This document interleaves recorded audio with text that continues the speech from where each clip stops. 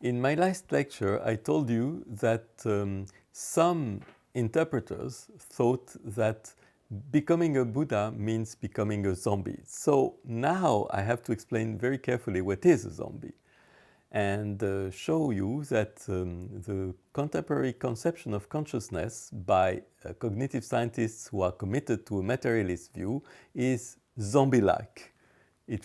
We resemble zombies according to them. So what is a zombie? A zombie is a being who behaves and works as we do, but has no awareness of living and acting. The point is that cognitive science uses the vocabulary of mind as if it only concerns zombies rather than people who have, lived experience. Okay, to begin with, many cognitive scientists pointed out that consciousness is not something. It's not a thing, it's not a substance, it's not something enduring, it's not something that you can see out there. This is perfectly correct. It's absolutely obvious. Consciousness is not something. Yet, you should beware. Consciousness is not something, but it's not nothing. And this step has been crossed a little bit too easily by some cognitive scientists who thought that, after all, if consciousness is not something, that might mean that it's almost nothing, an illusion. According to Jerry Fodor, for instance, he said, I think it's strictly true that we can't, as things stand now, so much as imagine the solution of the heart problem. And I told you that since we cannot imagine in scientific terms the solution of the heart problem, has been an incentive for many scientists to declare that there is no heart problem and no consciousness to be explained, because in fact, they say it's an illusion. And for instance, Daniel Dennett said something very similar. Far from being a formidable obstacle to science, the heart problem achieves its apparent hardness by being systematically outside of science. Why? Because only the products of cognitive functions, such as verbal reports, button pressings, and so on, allow consciousness to be empirically studied at all. Since we can only observe a verbal report and button pressing, therefore, there is nothing interesting beyond that. This is exactly what Dennett said in 2011. But maybe, the fact that consciousness is not something, as I told you, doesn't imply that consciousness is nothing. Why? Because, the very category of what is consciousness might be mistaken, completely mistaken. You believe that if something is not seen out there and taken as an object, then that means that this something doesn't exist at all. But this is not true. There are some elements of our world which have a completely different status, and it's the case of consciousness. Ernst Cassirer beautifully described this different status. According to the German philosopher Ernst Cassirer, we don't have to indicate the location of consciousness, but rather change the very principle of our orientation. Instead of following the movement which makes knowledge tend towards its object, we must seek a goal to which all knowledge turns its back. So instead of seeing there an object, instead of trying to find consciousness there, in at least, maybe not out there, but at least as an object of my thought, I should come back upstream, this movement of going outwards and seeing something to which all my knowledge turns its back, namely consciousness there. Okay? So, you start to realize that consciousness is completely different in its status from, of any items of the world. And this was said beautifully by John Searle. One cannot represent subjectivity as part of our representation of the world, because subjectivity is nothing else than this representation itself.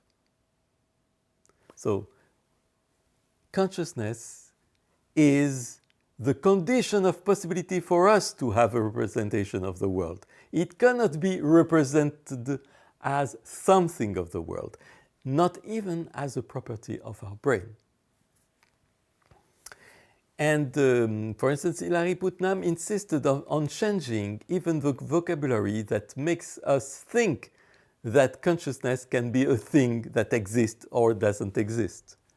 For instance, he said, we must rehabilitate expressions like, it appears to Alice that object X is white, instead of, there are white sense data within Alice's mind or brain. When you say there are white sense data within Alice's mind, you have the feeling that consciousness or Alice's mind is something. You can catch it. You can say, oh, these are sets of sense data, for instance. But when you say it appears to Alice that object X is white, things become completely different, because you realize that consciousness is the situated appearance of something to someone and not a thing. Now, the point is that if consciousness is an expression of our situatedness, we should beware of not mixing up for something that looks like a thing. And this is exactly what everyone does, dualists and materialists also. Dualists reify the experience of situatedness. They say that this experience of situatedness is a sort of soul-like mind, or even a soul maybe, a sort of subtle little substance that is non-material and yet that is something. Materialists instead minimize experience by saying it's just a byproduct of objective processes or maybe an illusion. The point is that dualists cannot cope with the mind-body communication. It's well known. This is the main problem of dualism. And materialists cannot tell why or how having a body implies having a lived experience. So both are wrong, and both meet a major obstacle. So we can say, okay, consciousness is not something, but consciousness is what it is like to be a situated body or a situated being. Zombies, in fact, is a revelation of this mistake. It's a revelation of this huge mistake of a cognitive science, which is that cognitive science, like the dualism it fights, projects situation into a material or a material object. The term zombie is borrowed from the voodoo cults of the Caribbean. You have seen some horror movies in which zombies appear, and in these movies, a zombie is a living dead, endowed with movements but deprived of a soul. So it's someone who have automatic behavior, but in which everything is dark inside. Neo-dualists, such as Chalmers, imagine that a being with a body that behaves exactly the same way as ours may nevertheless be deprived of lived experience. It is a being for whom everything is dark inside. It is a being whose mental functioning is never enlightened by the beam of consciousness. This hypothesis is often criticized by materialists as a pure fantasy. They say, oh no, it's impossible. Any adequately complex biological body has consciousness, and therefore you cannot even imagine that. But the concept of a zombie, in fact, only confirms two turning points triggered by materialism itself. The zombie confirms, first of all, the priority given to objectifying theories of the mind, which dismiss what is experienced subjectively, such as eliminativism or illusionism. And secondly, zombies confirm or at least the image of zombies confirm the vocabulary of the cognitive science that systematically unties the link between mentalistic terminology and the lived experience of mental operations.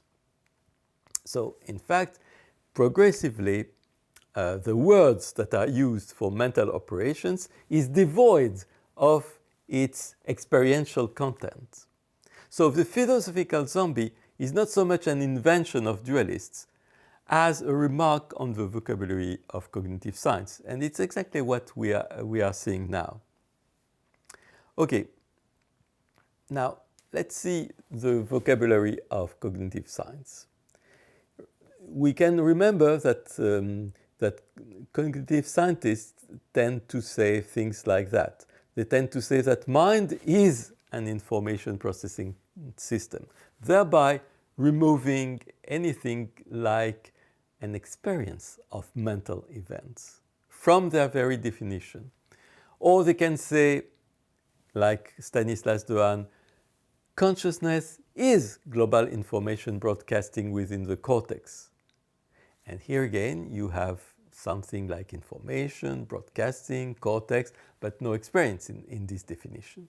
Or you can think of Tononi's definition, Giulio Tononi's definition of consciousness. Consciousness is integrated information processing. Here again, no reference to experience, except if you believe, but this is a little bit far-fetched, that information itself is attached to an experience. But in fact, for instance, in Shannon's definition of consciousness, in Shannon's definition of information, there is no such thing as consciousness or experience. So I think that we can say that this is a purely objectivist definition of consciousness. Also, some people would say emotion is an activation of the amygdala. Okay? So in all these definitions, you have eliminated the experiential component. So now you can think of the beautiful remark by Todd Moody in 1994. All the mental worlds have been completely transformed by the use that was made by cognitive scientists. For instance, the standard use of understanding is that when we understand something, we have an experience of aha, oh, I've understood. When we believe something, we have an experience of believing. When we think something, we have an experience of thinking. When we remember something, we have an experience of remembering. When we have an emotion, we have a strong experience of emotion. But in the cognitive use, all these words were redefined in a zombie way, namely that understanding is a purely mechanical information processing, that believing is a global state of the brain, that thinking is information mulling, that remembering is information retrieval in some storage of the brain, and so on and so on. And emotion is just an activation of the amygdala. So all this vocabulary has been emptied of experience. It has been zombified. The problem is that what should we do against this tendency to zombify all the vocabulary of the mind? The standard corrective or correction that was tried by dualism was just to add something, consciousness or the mind or the soul, something additional to that. So you have a body that has an understanding in a zombie acceptation, and then you add a mental property or a consciousness property, a soul, something additional. And then you think that you have corrected something. In fact, the right move would have been, or should have been, to come back to the initial meaning of all these words, rather than trying to overcorrect the zombification of a vocabulary by cognitive science. In science, erasing the subjective connotation of a concept in order to objectify it is a common move. A move that has been tried in so many circumstances in the history of science. For instance, in physics and chemistry, the concept of force, the concept of heat, the concept of affinity, all had an experiential connotation. A force is something that you exert and something that you feel. Heat is something that you feel because when you touch a hot body, for instance.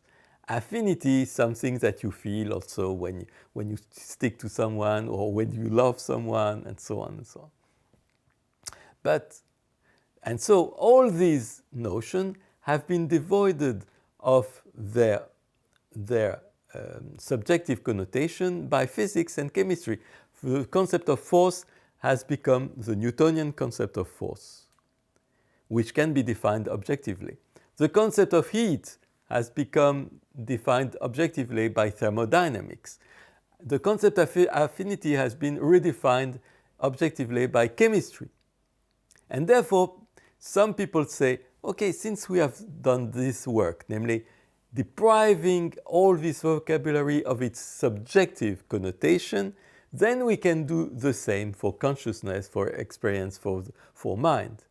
But beware, you can deprive anything from the subjective connotations, but not subjectivity itself. This is a limit to this process. And therefore, it's wrong to try to devoid or to deprive all this mentalistic vocabulary from its subjective or experiential connotation and zombify it, except, of course, if it's just for an operational use, for making theoretical, objectivistic hypothesis. This is right. But do not try to deduce from that actually consciousness doesn't exist.